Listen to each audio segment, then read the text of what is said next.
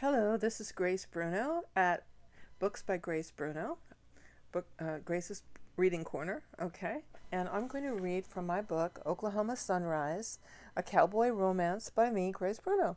You can get this book at amazonbooks.com or booksbygracebruno.net. Sit back, relax, grab your favorite beverage, and I'll read chapter 3 for you. It's a short chapter. Okay.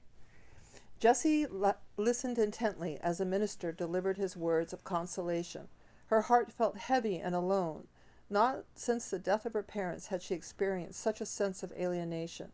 As Ida stood silently next to her, Jessie watched the teardrops that fell freely from Ida's eyes. Her sorrowful being reinforced Jessie's own grief. Perhaps she had now discovered the friend that she so desperately needed and craved. The older woman's love for her uncle induced her desire to get to know this woman. Standing near Ida was a woman of about 25, flaxen-haired and blue-eyed. Jessie assumed that this young woman was probably Ida's daughter, Lindsay. For a moment, Jessie felt a glimmer of jealousy wash over her. Although Jessie was only a few years older than Lindsay, she felt threatened by the fresh beauty of Lindsay's open face. An aura of sunshine glowed forth from the younger woman. Why was Jessie constantly reminded of how alone she was? After the funeral, the family gathered around the kitchen table, Ida serving dainty vanilla cakes she had prepared the night before. Jessie sat glumly next to Jimmy Grayson, her head hanging like a tired doll. "You all right, ma'am?" Jimmy nudged her gently with his elbow. So. A tear fell from her eye. "It'll get better. You'll see." He smiled, his teeth gleaming like shiny spurs. "Maybe," she barely responded. "Now, darling, you're gonna be fine. Have a piece of cake. That should cheer you up," Ida said lovingly. Once dinner ended, Lindsay, Ida, Jimmy, Davy, and Jessie retired to the family room, complete with stone fireplace, bare rug, and 2 matching buffalo heads staring woefully from above the small circle of people below. Jessie smiled when she realized that she was back home in Oklahoma.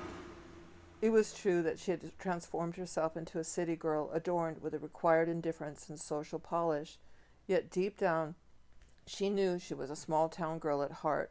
The warmth and the familiarity that filled the room inspired a sense of belonging in Jessie that she hadn't experienced in years. Lost in these thoughts, Jessie was slightly startled when Ida nudged her and asked her if she wanted any coffee or tea.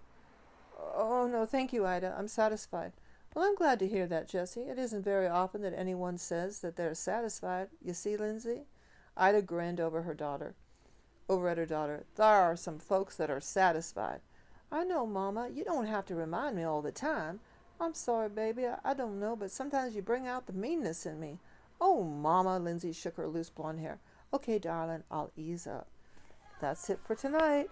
Just another chapter of Oklahoma Sunrise. AmazonBooks.com or booksbygracebruno.net. Have a good evening. Bye.